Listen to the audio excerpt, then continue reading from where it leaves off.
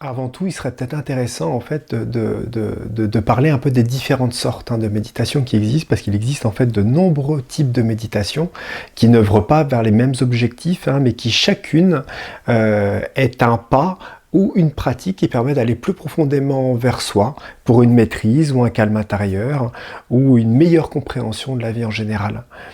Du moins dans la conséquence de ce que ça peut apporter.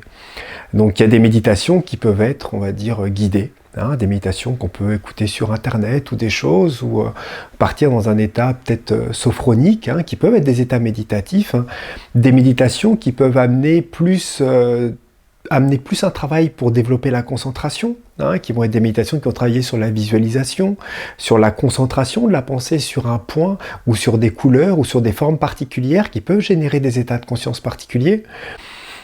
Il peut y avoir aussi des méditations qui vont être des méditations mantriques, invocatrices de certaines énergies, qui peuvent permettre, par des litanies ou des psalmodies intérieures, permettre de connecter sur des plans, on va dire, de l'être très spécifiques, qui permettent de pouvoir recevoir aussi certaines énergies. D'autres méditations vont être beaucoup plus des pratiques qui travaillent sur les rythmes physiologiques, des pratiques en fait qui travaillent vraiment sur les sens, sur les différents éléments, terre, air, feu, du corps vital, et qui vont en fait travailler vraiment sur des fixations lumineuses, sur des travaux, on va dire, beaucoup plus de développement des capacités subtiles, des travails sur le souffle, sur les sons aussi, les voix, ça peut être un travail sur les chants, ça peut être en fait véritablement très très actif et parfois très dynamique, et permettre en fait au corps de beaucoup plus trouver de stabilité et d'apprendre en fait à s'enraciner aussi dans la matière. Il y a des méditations, on va dire, beaucoup plus introspectives, qui permettent, on va dire, soit d'amener une certaine maîtrise des émotions et du mental, par des techniques de concentration qui permettent de stabiliser des états de conscience, soit d'autres, au contraire, qui permettent de laisser aller, on va dire, la pensée, la conscience, en fait, les phénomènes de la conscience aller, et où là, on va être beaucoup plus sur des méditations en recherchant le vide mental et recherchant, on va dire, un retrait, quelque part, de l'être dans une conscience beaucoup plus vaste. D'autres méditations aussi vont travailler sur vraiment la compréhension et la profondeur, en fait, pour réussir à prendre conscience de ces mécanismes intérieurs. Donc là, on va retrouver plus des méditations d'investigation du soi, dans le sens où on va essayer de réaliser qui pense, qui réfléchit, et réussir à mettre le doigt sur le je, le moi je, qui dit moi je, et par ça réussir à percer et à forer directement, on va dire, la conscience, pour déconnecter le mental et trouver en fait cet espace qui est notre nature véritable, qui est souvent recherché, on va dire, et qui est l'objectif de la plupart en fait des traditions, on va dire, spirituelles. Donc vous voyez, il existe beaucoup de types de méditation. D'autres peuvent être aussi parfois simplement mentales, dans le sens où on peut choisir comme ça une petite remise en question sur un sujet qui peut nous perturber, ou un fonctionnement intérieur qui nous est pas tout à fait clair, ou qui peut être relativement perturbant au quotidien, sur lequel on va réfléchir et penser, et se poser la question sur quel aspect en fait cette problématique, dans quel espace elle nous touche, et comment on peut, on va dire, trouver une solution à cette problématique, et en faire le tour comme ça, simplement par une simple méditation mentale. La pratique méditative doit tendre à engendrer un état de conscience ou un positionnement, en fait, une posture intérieure qui nous permet d'être dans un état quotidien, en fait, et permanent, de ce que l'on recherche quand on commence à avoir une pratique. D'autres personnes qui n'ont pas, ou qui ne tendent pas, on va dire, consciemment vers une transformation spirituelle ou personnelle, vont aussi se retrouver dans des états méditatifs en faisant du jogging, ou en faisant de la marche à pied, ou simplement en faisant, j'allais dire, du tricot, ou des mots croisés. Les choses vont être, on va dire, différentes, mais vont amener aussi cet état qu'on peut appeler méditation. Alors, si on prend un petit peu la méditation, on essaie de donner une définition de ce que peut être la méditation, ce qui est un petit peu difficile, et ça resterait en fait complètement conceptuel, parce que personne n'a de véritable définition.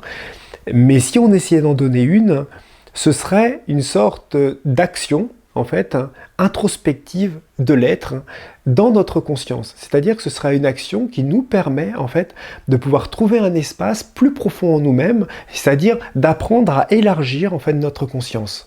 Hein. Donc, toute action généralement méditative, hein, tend à engendrer et à générer plus d'espace à l'intérieur de nous. Alors après, il est vrai que si on commence à travailler plus profondément, à en faire beaucoup plus, à avoir une pratique beaucoup plus soutenue, là on va commencer à prendre compte en fait véritablement de nos fonctionnements intérieurs, hein, de nos pensées, de nos émotions, de notre relation aussi à nous-mêmes, de notre relation à nos pensées, aux phénomènes qui nous traversent, et tout ça pour petit à petit apprendre beaucoup mieux à se connaître. Hein, parce qu'il faut bien réaliser, malheureusement, ou en tout cas étant un état de fait, que l'on ne se connaît très peu en définitive. Hein. C'est peut-être même en définitive peut-être pour ça que l'on peut se retrouver à souffrir hein, de nos états intérieurs ou de ce que, entre parenthèses, nous pensons que les autres nous font, hein, entre guillemets, hein, parce que nous avons tendance à ne pas avoir suffisamment, généralement, de clarté et de lumière, voire d'altitude. Hein, sur comment on fonctionne et comment fonctionne notre système d'interprétation du monde qui nous entoure. Hein, parce que le monde est vraiment une projection de notre propre niveau de conscience. Hein, donc ça, c'est une des choses pour laquelle on se rend compte, hein, quand on commence à méditer pour les premières fois, c'est qu'on contrôle absolument rien et qu'on a beaucoup de mal à se rendre compte que ce monde intérieur, on a réellement en définitive très très peu de prise dessus. Hein. Donc les premières pratiques de méditation généralement vont tendre à amener à avoir beaucoup plus de maîtrise en fait sur notre monde intérieur, beaucoup plus de souplesse et beaucoup plus de légèreté aussi vis-à-vis de nous-mêmes, et nous apprendre à trouver un espace dans lequel nous pouvons trouver une paix et un calme qui peut, on va dire, en croyance ou en expérience, hein, selon notre pratique ou notre maturité intérieure, être permanent. Hein. Donc ça, c'est un petit peu les premières choses hein, intéressantes à savoir. Donc, pourquoi méditer hein? Alors ça, c'est une très bonne question. Alors il faut peut-être remettre les choses aussi en perspective, dans le sens où la méditation n'est pas forcément pour tout le monde. Hein. Chacun, il y a autant de chemins en fait qu'il y a de personnes, il y a autant d'enseignements qu'il y a de conscience. Hein. La méditation en elle-même engendrant tellement de possibilités, hein, de posture intérieure, que la méditation proprement dite, on va dire, telle qu'on peut l'imaginer, on va dire, dans les pratiques spirituelles, n'est pas forcément adéquate hein, pour tout le monde. Et d'autres personnes pourront avoir et préféreront avoir des pratiques vraiment quotidiennes dans lesquelles chaque situation permettra en fait de grandir et de trouver la posture par rapport à ça. Et d'autres personnes trouveront en tout cas beaucoup plus juste de trouver une pratique, on va dire, vraiment régulière le matin ou le soir pour pouvoir méditer.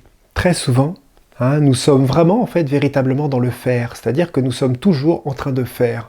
La pensée est en train de faire, les émotions font, le corps fait. Hein, la conscience agit par elle-même dans une expansion de l'intérieur vers l'extérieur. Donc très souvent, nous avons généralement que peu de répit, hein, et nous avons tendance à ne pas suffisamment nous rendre compte que nous sommes en définitive dans une réaction permanente envers les situations, les événements et les choses qui se présentent à nous.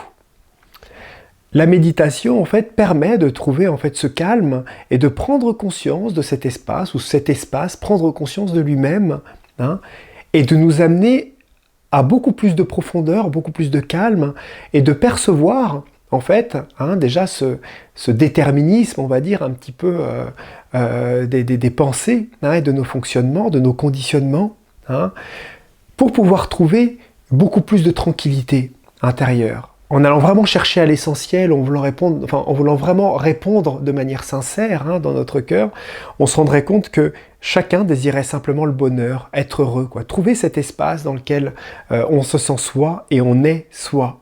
Hein. Et si la méditation existe, et tous ces pratiques et ces enseignements hein, spirituels et de développement personnel aussi existent, hein, c'est parce que, justement, des pratiques et des méthodes ont été trouvées pour trouver, mais bon, pour en tout cas réaliser, on va dire, des espaces ou un espace dans lequel cette réalisation peut prendre place et peut prendre forme. Hein. Donc la méditation, en fait, est simplement, on va dire, un mouvement, en fait, on va dire, un mouvement introspectif qui nous permet en fait, par la régularité en fait des pratiques, à ne plus être de l'intérieur vers l'extérieur, mais doucement commencer à avoir un repli vers nous-mêmes pour pouvoir apprendre à nous connaître.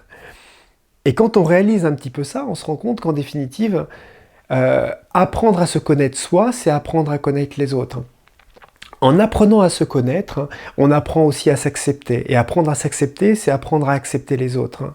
En s'acceptant, on apprend à s'aimer. En apprenant à s'aimer, on apprend aussi à aimer l'autre. Donc vous voyez, la méditation n'est pas simplement, on va dire, une posture, on va dire, solitaire, bien qu'au début, elle puisse nécessiter, on va dire, des moments de retrait, on va dire, de solitude. Mais c'est un mouvement, en fait, qui amène, en fait, par voie de conséquence, une plus grande ouverture vers l'autre, une plus grande ouverture vers la collectivité, vers le monde, pour amener, on va dire, vers une relation beaucoup plus aimante, beaucoup plus vraie envers le monde et envers soi-même. Donc voilà, si je pouvais en tout cas partager ce qui est pour moi la méditation, hein, bien qu'il y en ait en fait qui soient extrêmement complexes et d'autres extrêmement simples, mon petit conseil serait de primer vraiment vers la simplicité. Hein, vers le calme et la simplicité en fait dans les pratiques méditatives. Vous voyez, il existe de nombreuses pratiques extrêmement simples et c'est souvent celles qui sont le plus efficaces. Voilà, c'était pour vous partager un petit peu le sujet sur la méditation. Je vous remercie et je vous dis à très bientôt. Merci, au revoir.